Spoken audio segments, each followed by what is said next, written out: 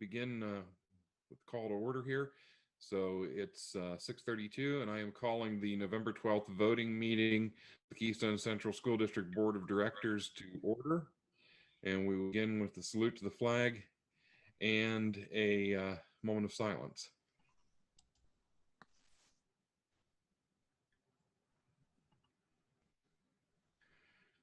I pledge allegiance to the flag of the United States of America, to the republic for which it stands one nation under God, indivisible, justice for liberty and justice for all.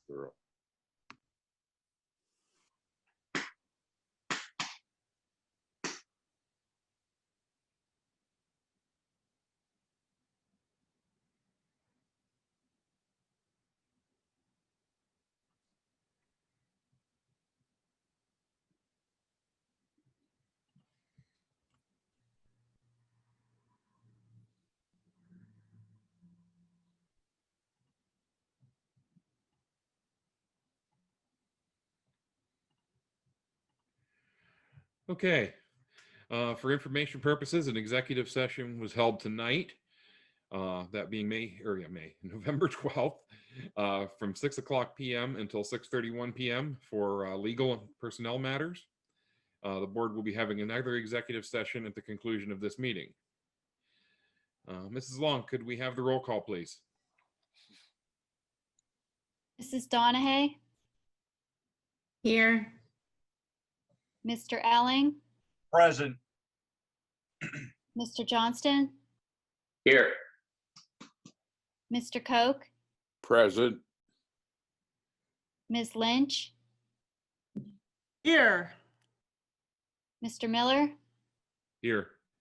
Mr. Probert? Mrs. Smith? Here. Mr. Strauss? Here. 8 members present. Okay, thank you. We have several presentations tonight. The first one is dealing with a unified indoor of bocce team. And I believe that Mr. Len Rutecki would like to speak to that. Yes, I've asked Len to help present here, and I know that Nick Varelli is also on this evening. Len, I'm sharing my screen right now that has the document that you sent. Do you want that document up, or do you have something else you wanted to share? I mean, if I could share my presentation that I did for the subcommittee, that would be best, because I kind of have it broken down a little bit. No problem. I'm going to have you share your screen then.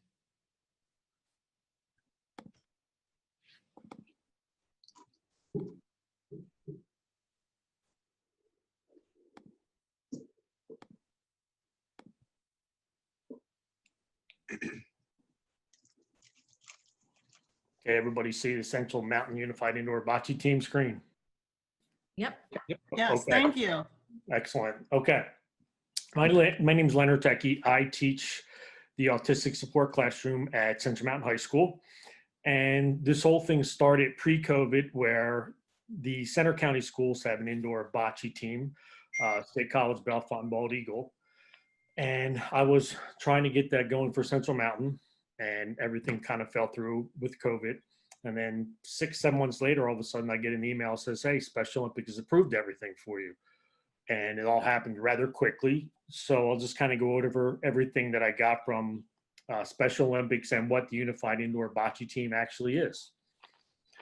So it is something that is funded from Special Olympics. It's fully inclusive. Special Olympics, PA, Unified Champion Schools, and Unified Indoor Bocce Program. What that means is it is a team, it is a varsity athletic team. It is a team that's inclusive, where you will have a set number of individuals, athletes. Some of them have to be Special Olympic athlete eligible, and some of them cannot be Special Olympic athlete eligible. So you have to have a combination of both. And it all depends on their total numbers as to how the number that you can have of either Special Olympic eligible athletes or non-eligible athletes. Real quick video here about what it is. This came from Center Daily Times. It's a real quick. And the obligatory ad.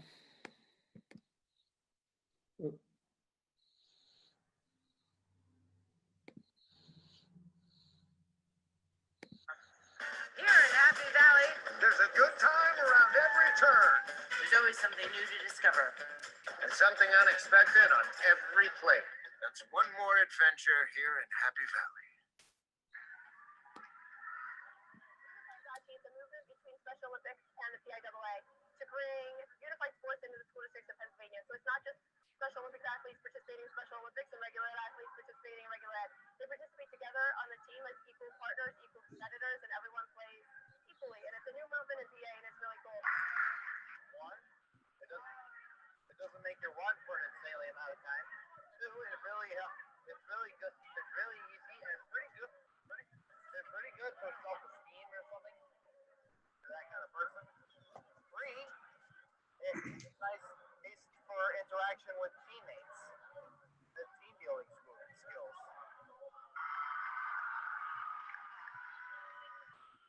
I always tell people, this is my 15th year teaching, and this is the greatest thing I've ever been involved in 15 years. The way that our kids are accepted, the way that the sport gets played, the way that everybody is supportive of one another, the movement itself, and the purpose of inclusion. It's the greatest thing, and I got goosebumps just talking about. I don't know. I'm just very passionate. It's something I'm very passionate about, and I always was involved in Special Olympics. I never imagined that this new twist of Special Olympics and this inclusion movement would have this much of an impact on me, but it does.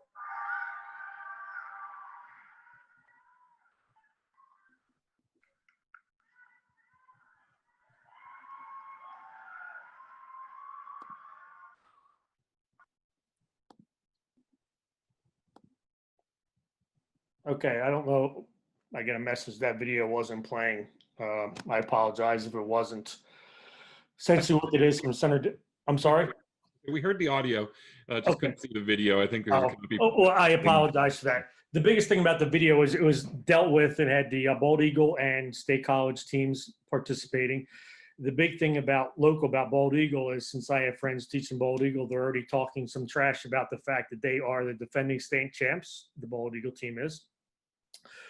But to get back to this, in the Special Olympics, they offer assistance to us to have a team. They provide the portable bocce court and the equipment. They have already sent 2 boxes of equipment, and the rest of the equipment I will get from Lowe's when they say it is ready. They will supply uniforms, any of the supplies, all the training that I must have. The Unified Champion Schools Liaison coach stipend of $1,000, which will go to the district, and then the district would pay that to the coach. This is equipment that should last quite a long time. Uniforms, they will continue to provide uniforms. I asked about a lot of other things, and they can only go a budget per year. Since nonprofit, they don't really know how that's going to go. So the coach's stipend, they do 1 year, and they're looking for 2 years out to cover that kind of stuff.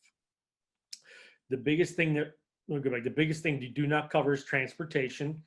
But I have filled out a mini grant and received a mini grant from the Keystone Central Foundation for $1,500 to cover any transportation costs that we will have.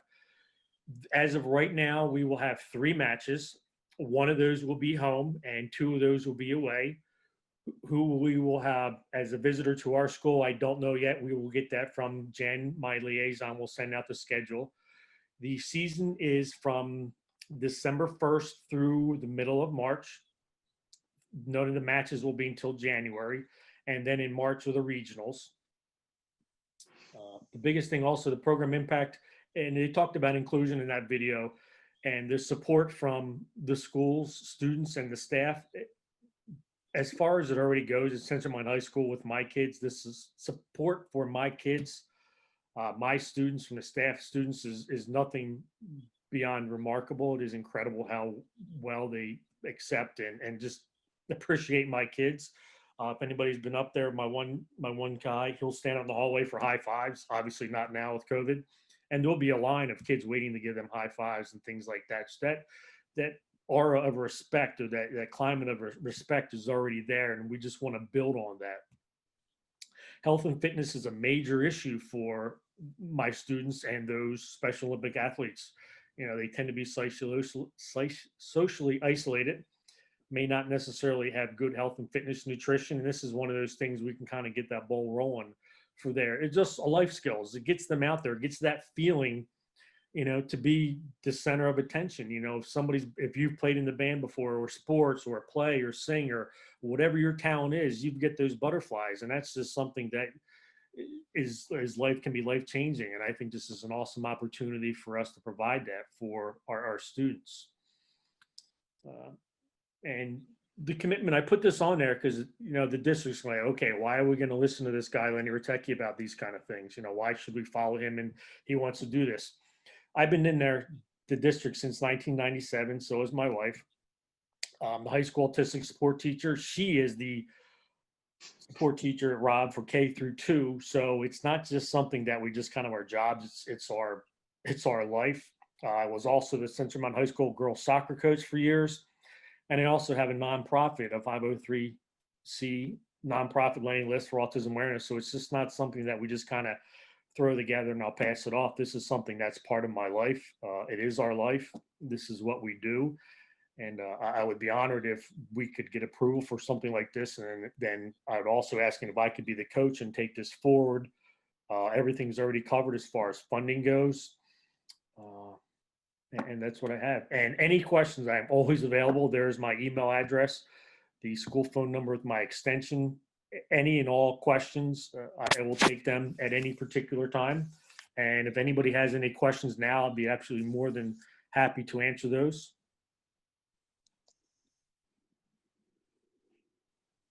Are there any questions from the board for Mr. Rattecki?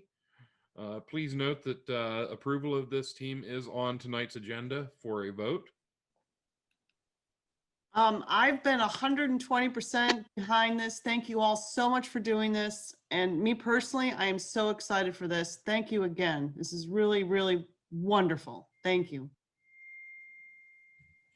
I would also like to add that there was some discussion, I think, at the co-curricular meeting. Eric, you may be able to add to this about whether or not we could get the same program at Bucktail High School.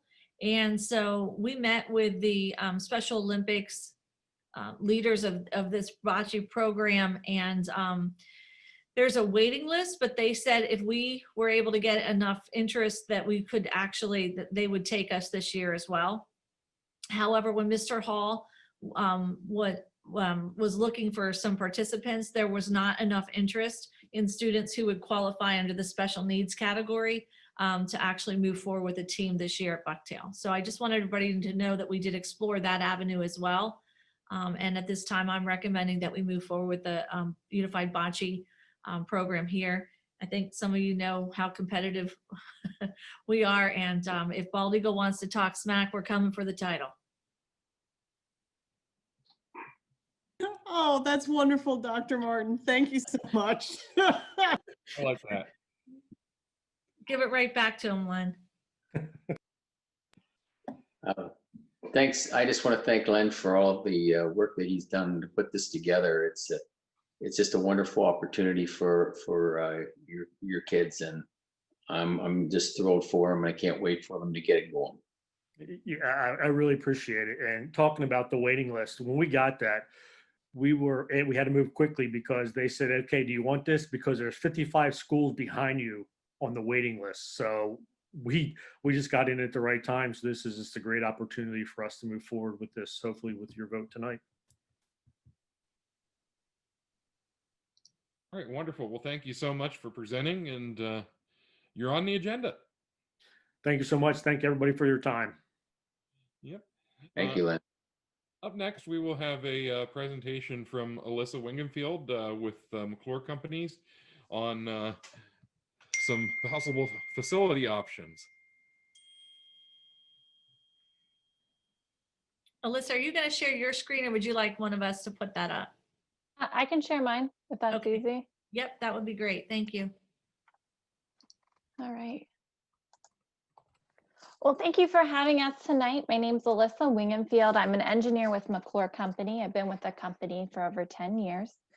With me tonight on the Zoom meeting is John Gunning. He's a senior mechanical engineer, and Nick Minotti. He's an energy engineer. So they'll stick around if you have questions. As always, my presentation's informal, so if you have questions throughout, feel free to flag us down. And thank you again for having us tonight. We'll start the presentation by talking about tasks completed to date. Then we'll get into the energy measures that we studied. We'll talk about some financials, and we'll end the presentation with some potential next steps. So tasks completed to date, if you remember back in April, the board approved a project of not to exceed 14.8 million. That was on April 9th. About 12 million of that was completed over the summer. That was phase one of the construction project, and that focused on HVAC and lighting upgrades and a magnitude of other projects.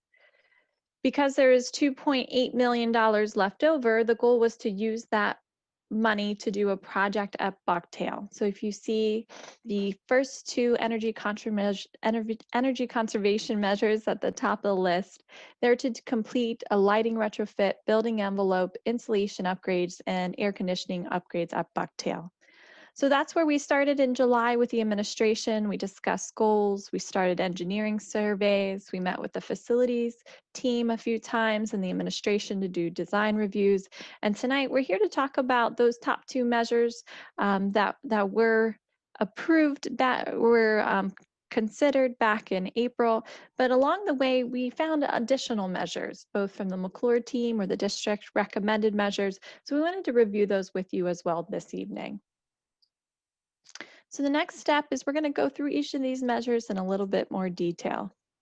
The first one are the low-hanging fruit, the LED lighting retrofits, building envelope upgrades, and insulation. And really the goal here is to gain as much energy savings as possible, reduce maintenance cost, and really just improve the indoor environment for students, staff throughout Bucktail Middle School and high school. In addition, the bulk of the project is to do air conditioning upgrades at the Bucktail Middle School, High School. The existing HVAC equipment is near end of life. They did add some temporary air conditioning, but what we're proposing is to really install long-term solution that has dehumidification capabilities. So this project is very similar to the project completed at Central Mountain Middle School this summer. Those units will not only control temperature in the classroom, but also control humidity. We also wanted to give you an option to do an indoor air quality improvement by using bipolar ionization. We looked at doing the majority of classrooms. I apologize that you can't see the floor plan for security purposes. I'm not going to show it this evening, but really the blue area is focused in on classrooms. The green area is the remaining scope. Those are some larger group spaces. We also looked at improving the domestic water heating system as well. In addition, throughout the process, we came up with 6 more measures that I'd like to review with you this evening. The next one is to replace the ceiling tiles, and anywhere where we would replace ceiling tiles, we recommend going with LED flat panels in lieu of a retrofit because it's the most cost-effective options. So again, I can't show the floor plans, but the areas in green would be those applied.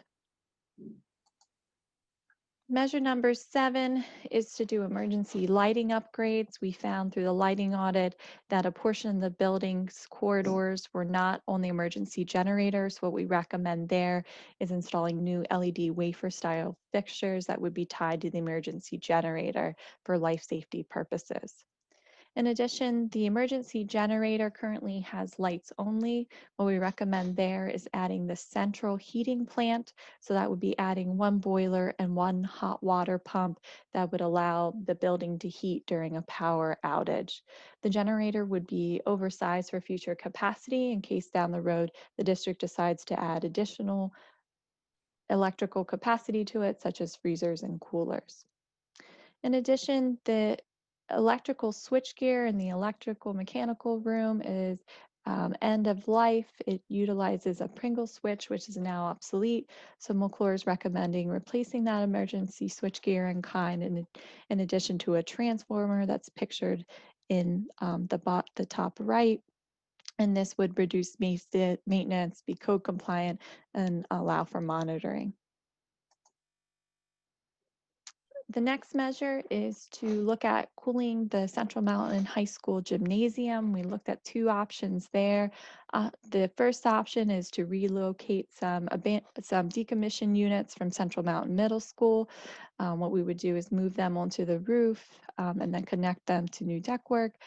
That project, it would be feasible. However, the existing equipment would not have dehumidification and would utilize R22 refrigerant. So we wanted to give an additional option to put a new unit in there as well that would have dehumidification capabilities and a newer refrigerant type. The last measure we studied is energy savings only, meaning the cost of it is not built into our project. This would be a project that the district would do outside of McClure, which is a window upgrade, a new insulated panel upgrade. However, by upgrading your windows and insulated panels, you would also save on heating and cooling costs. So we wanted to model those for the district this evening. So those were the 12 measures we studied. The next slide shows the project financials that are included with this project. The first three lines, as you'll see, ECM or Energy Conservation Measure 1, 2, and 12, these are items that were proposed in the spring that were a part of that $14.9 million notice to not to exceed amount that the board approved. And what I tried to show is the budget cost of what we had in the spring. That's the next column. And then we show the actual project costs. So since we had some extra time to study it, where those numbers fell, and the 20-year guaranteed savings is in that next to last column. The first three items are summed at the bottom, and you'll notice that project cost had an original budget about 2.8 million. We're on 2.85 million. We're under that, which is great news. It's actually $2,847,021. In addition, the 20-year energy operation savings we originally projected at 304,000. We got above that, which again is great news, 448,802 for a net cost of the district over 20 years, about 2.4 million. A couple project exclusions, asbestos remediation, insulated windows and panels, those will be by district. Ceiling tile and grid replacement, unless otherwise noted, would be by district as well. We were able to base the window savings projections based on our discussions with a window contractor, and anywhere that you see add in numbers 3 through 7, those are an add to the base project in white. Any questions on the project financials? You'll see the rest of the measures are broken out there in a little bit more detail. Hi, this is Elizabeth. Thank you so much. I just had a quick question on this page. Maybe I missed it during the presentation and I apologize, but number 12 for the window replacement, what's the actual project cost? Why is it at 0? Because that would be a project that would be considered outside of McClure. So if the district would move forward with a window and insulated panel project at Bucktail, so the same thing happened last summer at Central Mountain Middle. That was contracted separately through another firm. So we just are modeling the savings for tonight. Okay, thank you. Thank you for the update on that. And my other question is on page 2. Now, did your company, when you put your energy conservation measures, your ECMs, 1, 2, 3, 4, 5 through 12, did you put those in what you, obviously we know 1 and 2 are the goes. We know that, we understand that, but the ones that are highlighted, I'll say it's sort of a bluish gray color. Did your company put those in what you believe should be a priority list, or are they just listed? They're just listed. Okay. I'll let Dr. Martin speak to if any of them are priorities to the district, but we just put them in a kind of a mechanical, electrical type of order. Okay, well, thank you for the clarification. Thank you very much. I actually have a question. We just put new cooling units over to middle school, correct? Yes. Okay. And now we're looking at relocating the ones that were over there to the high school. I don't, Why are we Roger, gonna if I take- could just pause. I don't know that we're looking to. I think that's just McClure saying that it's an option that the board could consider for a project. Okay, well, I'm a little confused because if we had to replace them, then why would they want to use those to go someplace else if they were already not good? I don't know the answer to that, Alyssa. I don't know if you want to. John Gunning, are you on the line? Do you want to take this or? He's the mechanical engineer. Yeah, I'm here, Alyssa. As far as this, I think this was partly a discussion with the district of ways that at Central Mountain Middle School is looked at it as a holistic upgrade. So replacing essentially the entirety of the HVAC system. There was a portion of the system that had been renovated at a later date.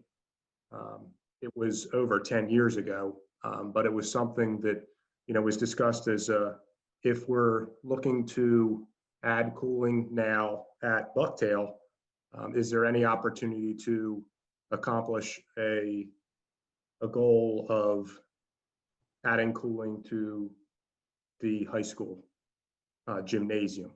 So it was really something just as an opportunity. I think the reason we provided specifically ECM 11 was because some of the shortcomings of the option to relocate equipment from Central Mountain Middle School, but really just an opportunity to provide bookends, if you will, for opportunities if adding cooling at the gym at high school would be important if you're looking to add cooling in a similar area at Bucktail.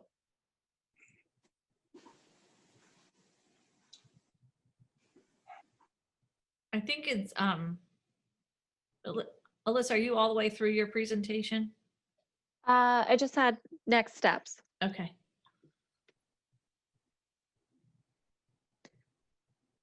So if there's not any more questions, I'll just go through next steps briefly. So if the list tonight, you decide you want to move forward with 1, 3, or all the measures, it's really the board's decision. This is an a la carte menu, but we're asking for a recommendation of which measures you'd like to pursue and approve them at your next meeting on December 3rd. And that would allow us in December to execute an amendment to our existing agreement with the district and lock in pricing for 2021. It will also allow us to do equipment procurement. That's our major lead time item right now, is to make sure we have HVAC equipment ordered and on site for once the students leave in June. We would start any pre-construction activities that we could do behind the scenes that wouldn't impact learning in May. And we would be doing some work behind the scenes in September, but the bulk of the construction would occur when the students are gone, between the June and August timeframe. Many benefits to doing these projects: energy and maintenance savings. All the savings are guaranteed. There's no change orders. If there's a shortfall in savings, McClure is responsible for the difference. You're going to improve the indoor environment, and it's an expedited construction method. So that's all I had, Dr. Martin. Thank you so much to the board and the administration for having faith in us for phase 1. It was a very successful project, and thank you again for your consideration for a potential phase 2 this summer.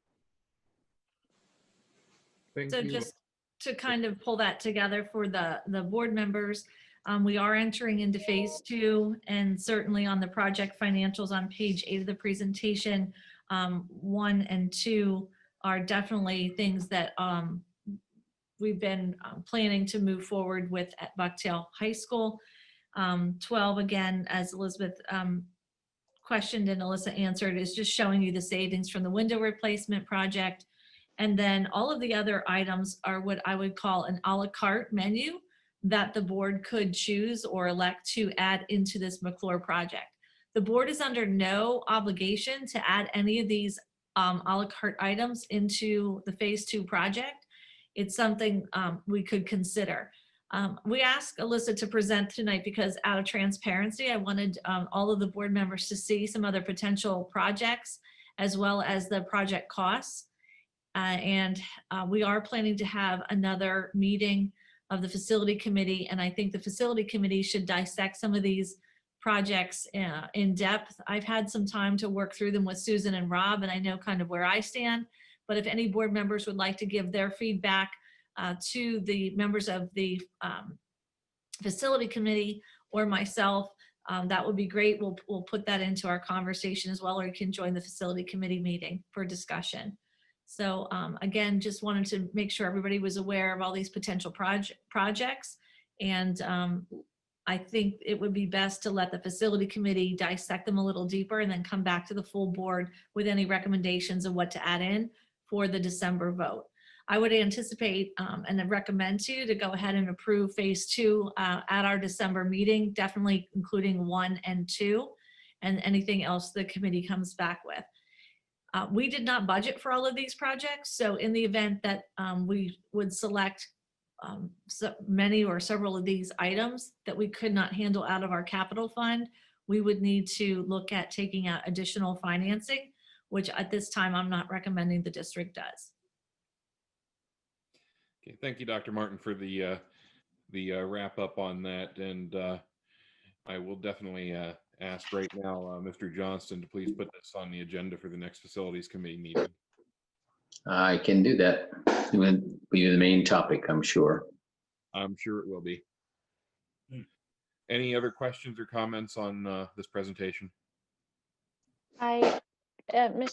Miller, if I may, McClure is also working with the district right now to find ways to reduce costs of this project without reducing quality.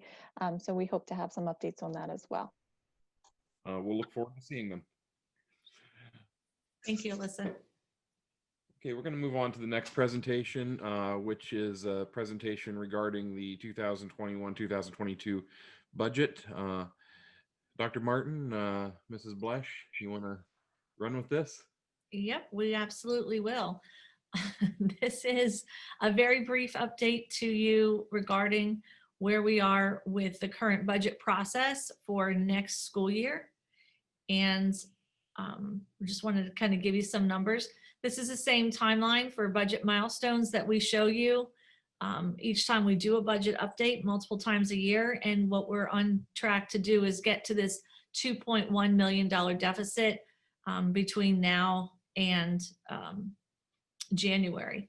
And actually, you'll see in the next couple of pages, we started with a $2.8 million deficit the last time we presented to the board about budget. And we've been working to chip away that crevice. And as you'll see in the next couple slides that Susan presents, that we will be on track to do that. Again, you'll see this timeline takes us down to reaching for a proposed final budget that is balanced with a zero tax increase. And typically, I always like to also do zero tax increase without touching our fund balance, because as all of you are aware from our audits, that our fund balance has been pretty low. It's been filling back up. We still have some unanticipated remainder of this school year to figure out what's going to happen with any COVID related expenses. So I'm going to toss to Susan for the next slide. Yep. So as Dr. Martin mentioned, we started with a $2.8 million deficit. We know that because of COVID, when the state budget was actually passed for 2021, we lost approximately $350,000 from revenue from that allocation. So we wanted to take that into account looking into next year.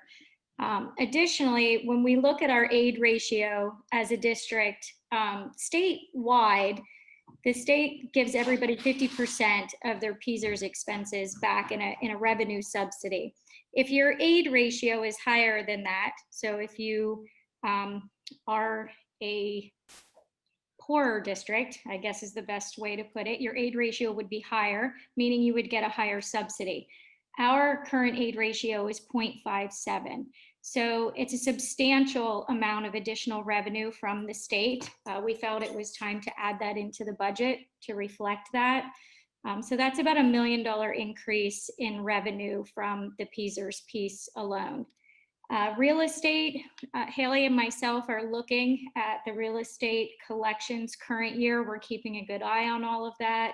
We're currently trending about $700,000 less than where we were a year ago, but they also have until December, the end of December, to pay without a penalty. So I do believe that plays a part in the analysis. We'll know more, come January, how our real estate collections look. When we look at expenses, you remember the initial budget had a 10% tuition increase for both charter and cyber charter schools. We reduced our enrollment to local charters, and then cybers have increased a little bit. We believe from conversations with those families that it was in part due to COVID. Some of them have already mentioned to us that they were only taking that option for a 1-year period, and they plan to return to the district next year. So when we looked at that 10% increase year over year, we felt it was too high, considering the enrollment reduction and feeling that we're going to have a good percentage of those students that we lost to cyber schools come back to us. So we reduced that expenditure line in total by $1 million. Additionally, we have been in conversations with contracted services. Dr. Martin presented last week, I think it was, about incarcerated youth and changing the way that we handle those contracted services with the IU. It was approximately, I think, $93,000. And then there's some other contracted service areas that we've been looking at that were minimal, but we reduced that line item by $100,000. We did add in some resources for curriculum development and curriculum resources. I'm going to pass it over back to Dr. Martin to talk about this one.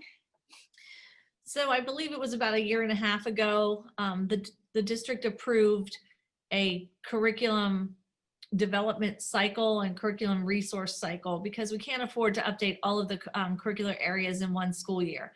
And in order to do that and add these resources to keep everything updated, it's going to cost some money, not only for paying people to write the curriculum, but also for evaluating resources and purchasing resources.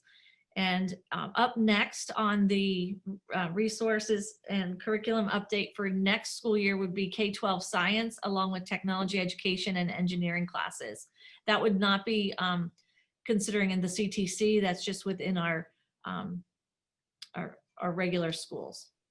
So this year we're currently working on business as well as social studies. So that's why we've added those costs back in there. Is that curriculum resources meant to be $10,000 or $100,000? It's $100,000. Okay. Oh, good catch, Bo. I didn't even see that. You're missing a zero. Yeah. I'm sure Megan's relieved that it's 100 as well. So moving on to the next slide. This again is a slide that looks very familiar to our board members and anyone in the public who's been following this for the last couple of years. Although sometimes we give you 3 different options here. We give you a 0 tax increase option, a partial tax increase option, and a full tax increase option. At this point, where we are with our projections, we have it down to a $1.2 million deficit. And because of that, being on track ahead of our timeline, we believe that we can close this budget gap with a no tax increase moving into next year. If the board wishes to move us in the direction of a partial or a full tax increase scenario, you could also ask for that. If I remember correctly, a full tax increase nets us somewhere around $700,000 a year.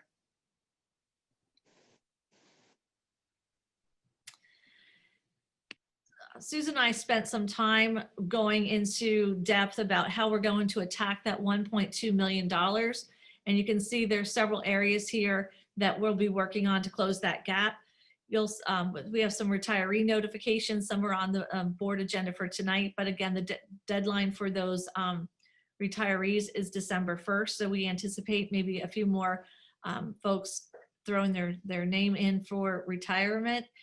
Those changes, even if whether we attrite the positions or whether we fill the positions, that typically note signals as savings in salary. We have the supplies in the operating budget is also something we work on. I think we explained to this board at our retreat that we do zero-based budgeting process, and we have scheduled in January to sit down with every budget head, which in the district, to go through line by line by line. We'll be looking at 3 years past expenditures, estimated and actual expenditures while we were looking forward. We've been able to do a lot of savings across the district on paper, to the point where we've for this current school year, actually bid one entire truckload less of paper. We're still on track for that. Those are areas that we can also look at cuts without impacting any type of instruction at all. Attrition and repurposing, I've already mentioned. Healthcare rates, we don't get those numbers until March. If you remember last year, this is an area that we chipped away hard at, and we're able to bring in a significant savings in that area. And we'll have to just wait and see where it goes for this year. There are some cyber charter funding laws that are on the books, and they were gaining a lot of traction prior to the March shutdowns. I suspect they're heating back up, particularly because there are a lot of entities that, including PSBA, PSEA, and so forth, who are pushing for some change in the cyber charter funding laws. And so depending on what comes out of that, we could stand to see some potential savings in that area as well. As Susan mentioned, we're still looking at outside placements and services. One of the things that's super expensive is the transportation. So I know that there's some options for bringing some other services into Clinton County. And if that happens, those savings will be substantial. And further developing our community education program. Again, I know we had a little bit of an update on this, but prior to our March shutdown, we had scheduled several evening classes for adults, and Mr. Lynch is also working on a new program for adults in the evening. We've got the apprenticeship programs and so forth. We want to run some summer camps and after school evening programs for children as well. So as soon as we're able to get up and running again in normal fashion and allow more people into our buildings, I think that developing that community education program will increase our revenue. And then the next slide, I thought it was a good idea to kind of show everyone the progress that's been made in the district over the last couple of years. And as I mentioned, you kind of see those previous slides a lot. So as Susan and I went back to previous slideshows and we pulled up from 2018 all the way through to November 2020 and looked in those out years of 21, 22. And I remember, looking at those scary out years and going, oh my gosh, we're definitely having a crisis. But I believe that everyone should take a little bit of credit in this. I think our staff, as well as our administrators, our school board, and certainly our business office should take some credit in reducing these predicted deficits over a period of 3 years. It just shows all the hard work and effort that's been put into this. And so with that, I'm just going to move to any questions or comments from board members with regards to the budget process. Dr. Martin and everyone, this is Elizabeth. I'm sure I can speak for everyone, but we can't thank you all enough for everything that you've done. I mean, I'll be honest with you. No matter how much work we do, I'm still so worried about the upcoming years. I know we have to focus on the here and now and the soon to come up budget. But anyways, I want to thank you all very much. We're breathing a little easier and you've done a terrific job. Thank you.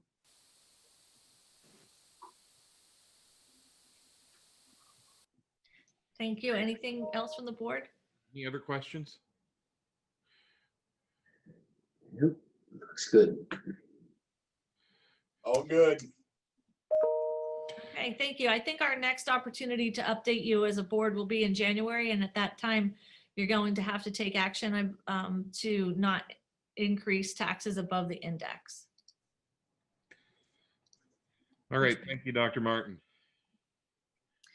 All right, and finally, Bo, we're on to the last presentation, which is going to be super brief. It's really more of an informational item for board members regarding the course guide, and I'm going to ask our Director of Curricular Innovation to share those comments with you. Thank you. I'm going to share my screen with you really quickly. Like Jackie said, this is going to be a really quick. I'll wrap up the evening of presentations with the shortest presentation ever. So we have been working diligently on the 2021-2022 course catalog for our secondary 9 to 12 schools. We have prepared in the board docket the draft of that course catalog for next school year. We would just kind of urge you to take a look at that course guide and see this first draft. We are still making changes to this document as we go through the curriculum process with social studies and business. But I did just want to point out a few changes from the one for this school year versus the one that we're proposing for next school year. One of them is just the elimination of courses that we haven't offered in years. I worked with the DPLs to go through the current course catalog and just look at things that we haven't offered in many years and eliminate those. We're also working to make sure that all students who are taking AP courses will receive the weight of 1.07 in order to align with our equity goals that are in our comprehensive plan. We have course changes in social studies. We are restructuring the scope and sequence of social studies in order to make sure that all 4 strands of the social studies standards are represented at every grade level. So we do have some new content and new electives, but that curriculum writing is still in progress. So we have some course name changes and some restructuring there that will be reflected in the course catalog, but are still in progress. We do have an increased number of AP courses in social studies, and we are also exploring some new dual enrollment opportunities for our business department as we are working through the curriculum development process. So the goal of this course catalog is to work through the curricular, co-curricular committee and just work on this draft and continue to make changes before it would need board approval. But we did want to provide you the opportunity to just look at this first draft and have it be sort of an informational piece to know that we are working on this and that we do need to move relatively quickly in order to get this course catalog to our students in January for course selections. Okay, thank you, Megan. Eric, I know you're the chair of the curricular co-curricular committee at this point. Even though we didn't have any items for this month, I think it would be a great idea to have Megan come back to that committee, show the updated work and for the new curriculum writing, and then that would support why we would see some changes in the 9 through 12 course catalog. I think it's difficult for board members to have a good sense of that without seeing the K-12 scope and sequence of why there are changes in high school without understanding what's happening in middle school and also in elementary school. So I think Patty will be reaching out to you to try to get something scheduled. It would be nice if we could get the curriculum guide approved in December, but if it's not approved until January, we'll still be on track for our course scheduling process for next year. Thank you for the presentation, and I'm sure that our curricular co-curricular committee will be taking a very in-depth look into that, as well as all the rest of the board members. Absolutely. Okay, that's all of our presentations for tonight. Was there any other comment on the course catalog before we move on? Okay, if not, we'll move on to hearing of visitors. Mrs. Long, is there anybody signed up? There are no visitors signed up to speak. Okay, then we'll go right into the superintendent's report. Dr. Martin. Thank you. I just wanted to mention that retired Keystone Central teachers, Rich Wyckoff and Patricia Wilson, along with the Heritage Park, have worked with Bucktail principal Mr. Hall to celebrate a virtual Veterans Day assembly. The assembly featured guest speakers, student musical performance, and a book reading, a video tribute to local veterans of the Bucktail community. This assembly annually provides lessons in the history of Veterans Day and respect for those who have served in all branches of our great military. The video was shared with students yesterday and publicly released on social media around 11 a.m. yesterday on November 11th. If you haven't had a chance to see the video and watch that assembly, I would highly recommend it. I was so impressed with the first time that I was able to see the Bucktail Assembly for Veterans Day, and it really speaks volumes to the patriotic culture of the northern tier of our district. A lot of our other principals have provided their staff with a variety of Veteran Days activities as well, and hopefully we'll be seeing some student work and pictures from those activities and posting them on social media too. I would like to congratulate Susan Blesh, who has recently been granted a renewal of her Pennsylvania Certified School Business Administrator certificate. These certificates are good for 4 years. They are rigid personal, ethical, and professional standards established by this program, and it is an absolute honor to have her on our team. On Tuesday morning, our administrative team reviewed the current health and safety plan for the school district. Based on feedback from the Department of Health and our principals, we believe that the current plan is solid. We have had a small number of cases in the district, but we've had a large number of people who are quarantined. I've reminded all staff about the safety protocols and how important it is that we follow them to keep positive cases low and to deter any spread of the virus. As of right now, we are planning to return to our regular instructional model, which includes face-to-face learning, and we're planning to return on Monday. We will make a formal decision tomorrow afternoon when the new county numbers come in. I'm a little concerned about the county numbers. If you look at the daily rate of infection, I've also had some conversations, our admin team with Department of Health, as well as conversations with leaders from the Bucktail Medical Center and Geisinger and UPMC. I've reached out to them for some input to give that to us by tomorrow afternoon as well. So again, the state numbers and the county numbers are trending upward, and we're going to have to make a good decision tomorrow afternoon. And that's all I have. Thank you, Dr. Martin. Any questions or comments from the board for the superintendent?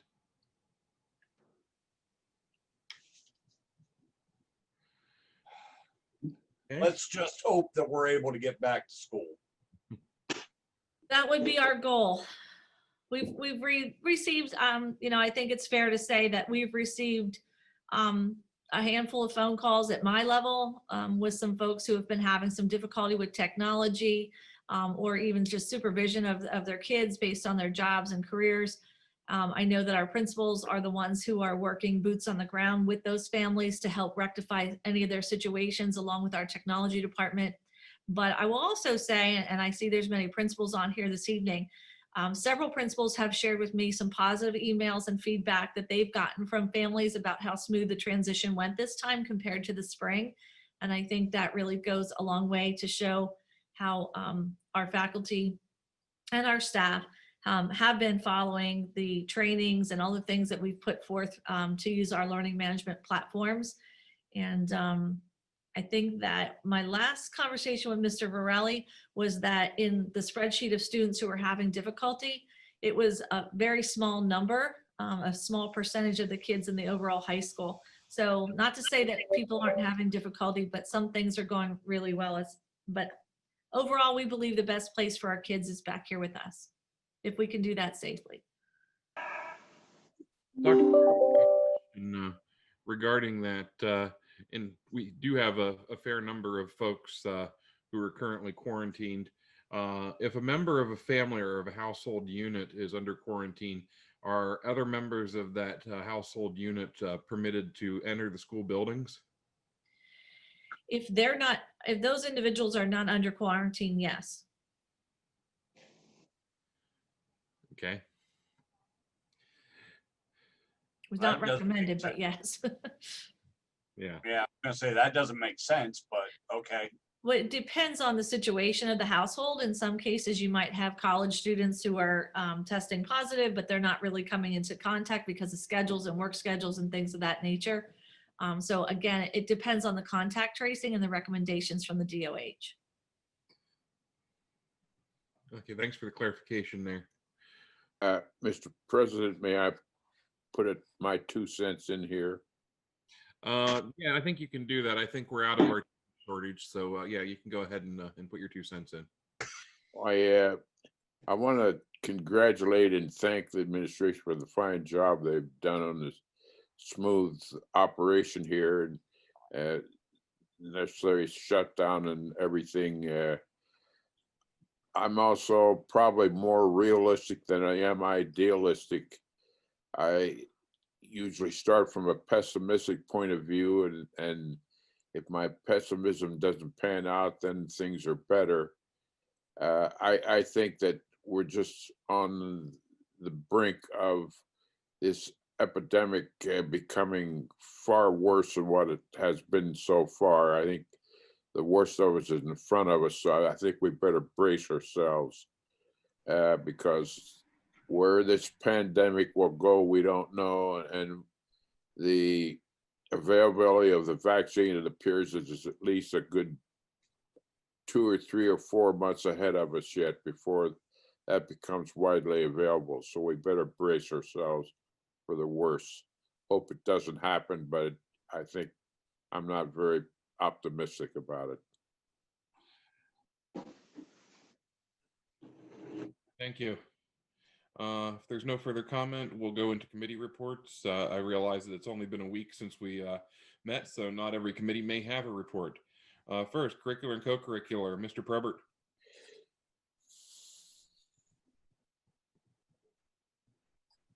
Actually, not sure that he's on the call right now. I don't see his name. Mr. Probert's absent. Okay, that's right. Okay, well then, facilities committee, Mr. Johnston. We have not met. We will be meeting again on the 24th of this month.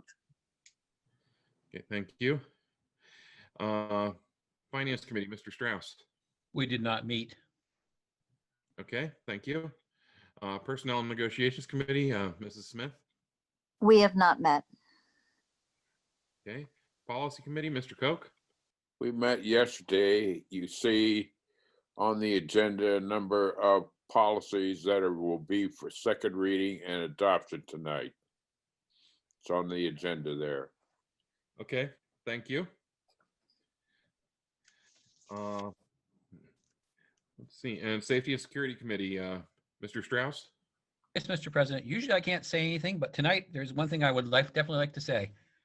Our Okay. security guards have taken a lot of training, and they just recently did one with autism on how to deal with children that have autism issues, so they can recognize possibly a child's not just acting out, but maybe there's something going on there, and they can deal with that in a better situation.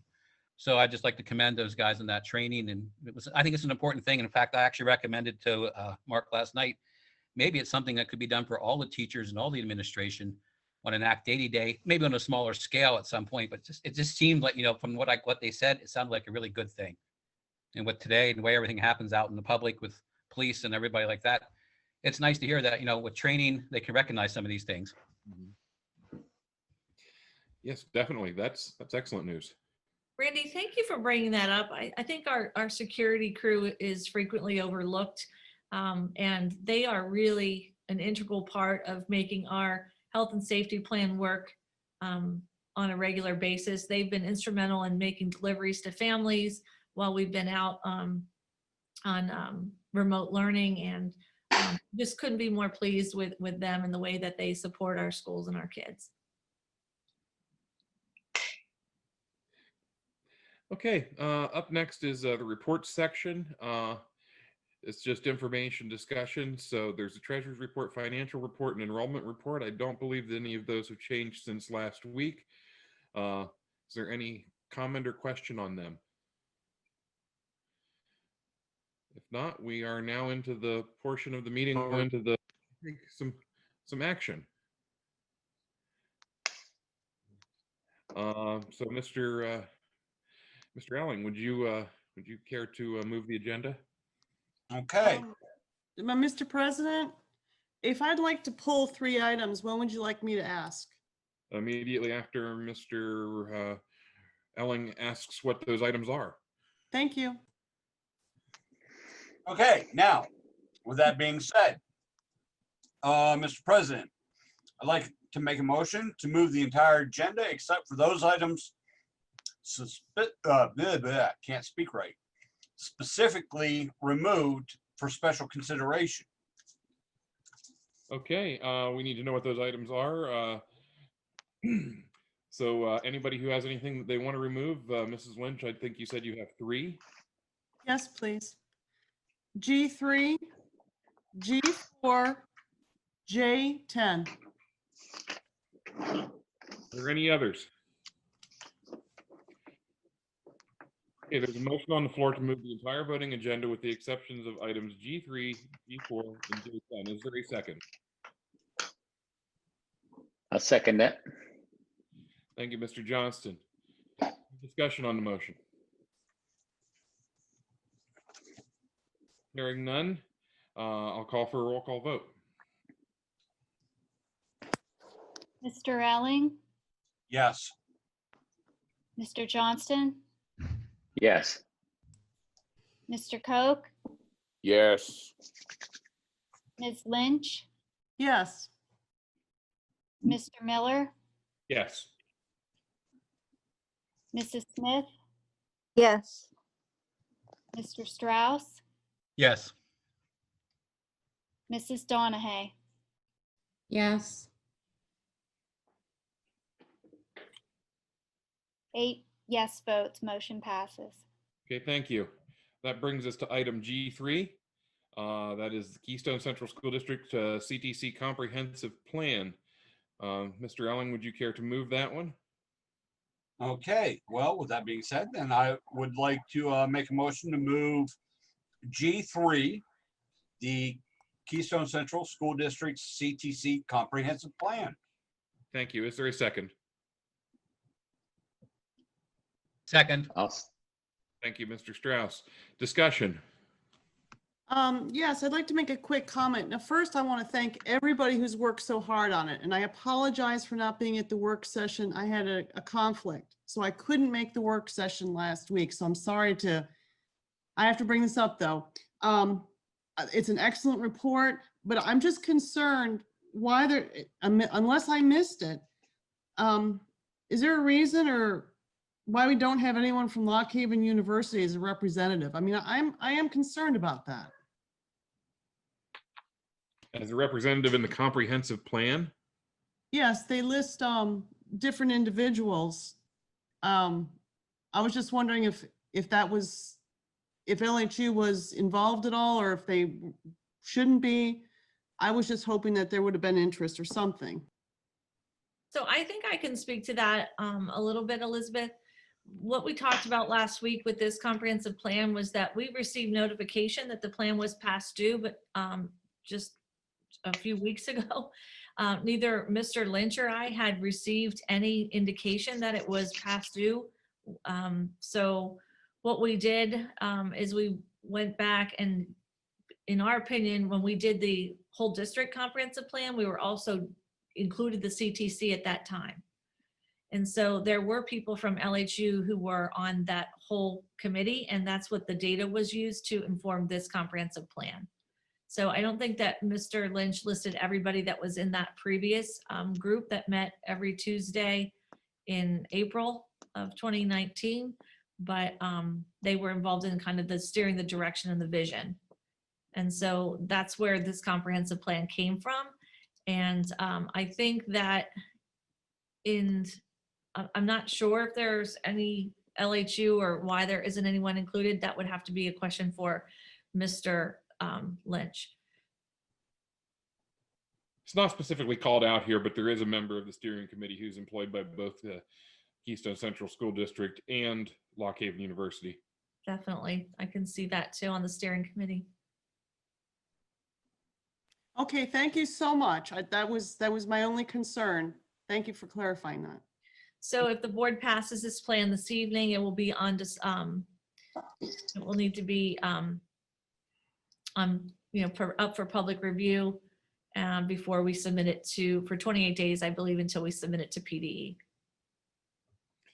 Okay, thank you. Are there any other, is there any further discussion on this particular item? I call for the question. Thank you. I was going to say that. Ask for the vote.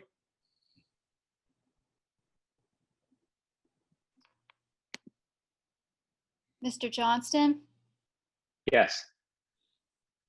Mr. Koch, Yes. Ms. Lynch, Yes.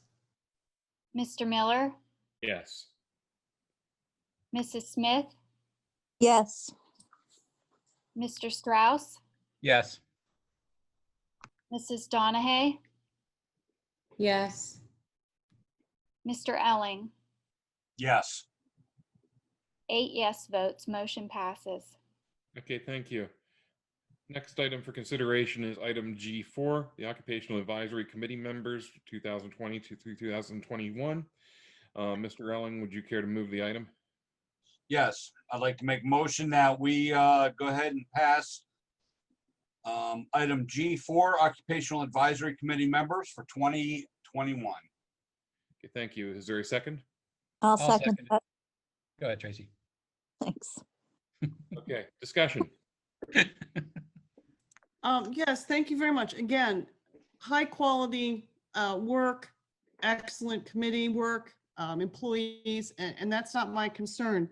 The only concern I have is when people are picked to be on these different committees, and they do have what's called term limits. I see the years there, but the only concern I have is that if someone's term limited is already up, how does the public know that they might have an opportunity to also serve on these committees? I mean, I couldn't find that type of wording in the report, how we can open it up to the general committee, or is that something that shouldn't be done? That was my question. No, that's not a term limit. It's just the term that they're serving on this committee. It's not a term limit. Some of these people can serve year after year on these committees for several periods of time. It's up to the CTC director to recruit folks for these occupational advisory committees and also the joint occupational advisory committee. And they is required by school code to have these AOCs and JOCs, OACs and JOCs. Okay, thank you. But maybe in the future, again, no, not trying to get in the way or anything, but somehow if people in the public that might have an interest, if they could be notified that these might be coming up or something, that was just my only concern. Well, they're typically not just open to anybody because what they're geared for is the career, those occupations. So you try to find folks in our community who would be actively working in ag mechanics or auto mechanics and construction trades or those fields, because they are supposed to help advise the instructors and the CTC director on changing trends in those fields. So it's not just open to anybody, and it is possible too that some folks may have been asked to serve on this, but they declined based on the commitment because there are some evening committee meetings, and it is no one is paid to attend. The committee members are not paid to attend those meetings. So it's possible that people declined the invitation. Okay, thank you. Yeah. Further comment? I call the question. Okay. Mrs. Long, can we have the vote, please? Mr. Koch, Yes. Ms. Lynch, Yes. Mr. Miller, Yes. Mrs. Smith, Yes.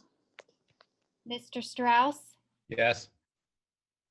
Mrs. Donahue, Yes. Mr. Elling, Yes. Mr. Johnston. Yes. 8 yes votes, motion passes. Okay, thank you. The final item is item J10. This is an agreement with CM Eichenlob for Central Mountain Middle School window blinds, not to exceed $83,965 paid for by the 2020 bond issuance. Excuse me. Mr. Elling, would you like to make the motion? Yes, I'd like to make the motion of what you just said, since you said it so well. Okay. Well, we'll take that. Is there a second? I'll I will second that. second it. Very well. Oh my. Discussion. Yes, hi, I'm sorry. This is Elizabeth again. Again, due to a conflict, I wasn't able to get to the facilities committee meeting. So this if I would have been able to make it, I would have brought up these points.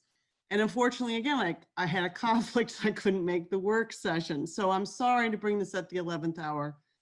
But I can go into grave detail, or I can just keep it as simple as possible. But for the blinds, unfortunately, I mean, I had a great conversation. Jeff was great with updating me. Susan's been very helpful. Rob tried to send me some information, but it was locked. But again, I asked at the 11th hour, so I take responsibility for that. Okay, so be that as it may. There are certain reasons why things need to be fast tracked, and there's other things that may not be a priority. This wasn't put out to bid, so the local companies, businesses didn't have an opportunity to bid on this. And also, because of this estimate, it doesn't tell us if these are green certified. It doesn't tell us if they have cords, no cords. There's just so many things. And again, I apologize for not being there, but if we put it out to bid, if the board sees value in that, that means the project would be, of course, pushed back a little bit. But are the teachers being impacted if we don't have the blinds for an additional 4-6 weeks? But my whole point is I would love to see this go out to bid and to see the bid specs, so the local businesses can at least have a chance. So I can respond to that. You did pose the answers in an email, and I was able to get some response from Rob, and I could actually open the email, so maybe I can speak to that effect. So the reason it didn't go out to bid was because it was a co-star price, and so they're already guaranteed to be the lower prices, and so that's why we didn't put it out to bid locally. I know that you had some questions too about blackout blinds versus light filtering blinds. These are white on the outside, and the teachers selected the inside colors. And so the color that was selected, it will be uniform throughout the school. I do think it would impact the teachers if we waited on this, because a lot of times, I think they're set to be installed over the holiday break in December, January break. And so I think when they come back then at that time, they want to be able to pull the blinds shut when there's times that they're projecting on their boards. So that was the reason that they selected what they selected. I know that then also we talked about a lot of light in classrooms, and it's important to have that natural light coming in, but there are times when they want to close the blinds so that the projection can be seen better by everyone. And the other thing that would, I think was offered up by Mr. Pasella was that this is a $60,000 in line 40 was if we did not do the window project and we would replace up to that amount on the old windows. He said we had 1.8 in the window project, and that included the blinds, and we are now at 1.1. And he said the other thing that you had a question about was the gassing of the blinds, and these are all safe for all schools, and there's no off gassing. So I think that answered all the questions in your original email. Am I missing anything? No, Rob and everyone's been really, I'm really worried about whether or not it's Green Guard certified for air quality or not. I mean, just saying that it's off gassing. Green Guard certified is really important, but and also whether or not it's flame resistant, washable. The document that you couldn't open. Yeah, the document that you couldn't open at the bottom, I'm seeing where it says Green Guard. Oh, that's wonderful. Thank you so much, Dr. Martin. Would you feel better if I show, I don't know why you couldn't open it, but I can certainly share my screen and show everyone if you wish to see it. No, no, absolutely not. No, I was locked out of it. So they are cordless though, right? I do not know the answer to that. I mean, it says that the shade fabric reference guide, cradle to cradle is on there, Green Guard's on there, shear weave and equilibrium, microban, ROHS is acronym for restriction of hazardous substances, and Texi Loop is a closed loop system for the recycling of the polyester and composite textiles. Is it possible to make a motion to pass this with the understanding that they are all cordless? Is that possible? Mr. Pacelli, I see that you're on this call. Can you answer the question whether they're cordless or not? I don't believe they're cordless. I believe they have a chain drive mechanism on the one side, similar to what is there, but it's pretty typical what's in schools. It's safe for schools. I went with the manufacturer that has done numerous other schools in the areas, and this is what they were recommending. I believe it has a sprocket on the side with it's some kind of a drive mechanism that they use to put them up and down with. Well, okay, Rob, I mean, I trust you. If they say they're safe for schools and they're safe for children, I'm definitely going to support what you guys have done. I've just seen and heard horror stories, and I just make sure that we're okay, okay? I double checked with the vendor today.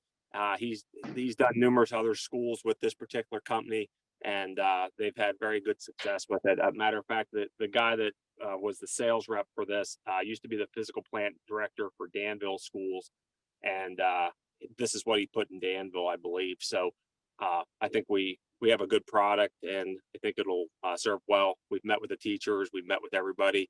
We did look at light filtering versus light darkening, and there's some different areas that are getting different styles, and the price was all the same on the different fabrics.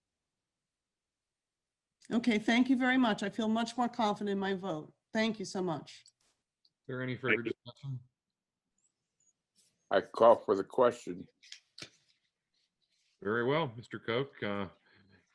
Mrs. Long? Ms. Lynch, Yes. Mr. Miller, Yes. Mrs. Smith, Yes. Mr. Strauss, Yes. Mrs. Donahue, Yes. Mr. Elling, Yes. Mr. Johnston, Yes. Mr. Koch. Yes. 8 yes votes, motion passes. Okay, thank you. That brings us to the end of our agenda.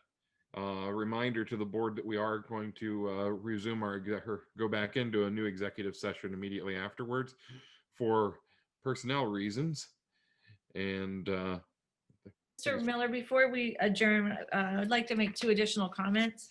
okay, that's right. I remember that you said that you wanted to do that. I'm sorry. Go ahead. With the passage of tonight's personnel agenda, I would like to welcome Stephen Hafley to our Keystone Central School District family. Our interview committee was very impressed with Stephen, and we believe that he'll be instrumental in building a winning culture for Central Mountain High School athletics and our activities. So welcome aboard, Stephen. Also wanted to say that many of you may have noticed an administrative retirement was passed this evening for Robin Taranto. Robin has served our district as a teacher, facilitator, and principal over the past 37 years. Anyone who knows Robin knows that she's an amazing person with outstanding leadership skills and a passion for growing children. We're fortunate that we'll have her with us for the remainder of this school year. I just want to welcome Stephen and also echo what you said about Mrs. Taranto. I've had the great fortune to have worked with her, and she is an excellent administrator, and she served our district well, and I wish her well in her retirement. I think that it goes without saying that somebody else can take her position, but she's not going to be able to be replaced. Exactly. And I see Stephen's on here. If you want to wave to everybody, Stephen, so they can put Welcome, a name to your Stephen. face. Thank you, everyone. Just wanted to say, have a safe and happy Thanksgiving since I probably won't see you until, after the fall break. Okay. All right. Well then, just a reminder, exec session, we're going to use the link that was used beforehand. So if I can, I'll entertain a motion to adjourn. I'll make that motion. Well, you jumped right on that. Okay. I'll second it. There's a second. I think that's from Mr. Johnston. Yes. Without objection, the board will stand adjourned.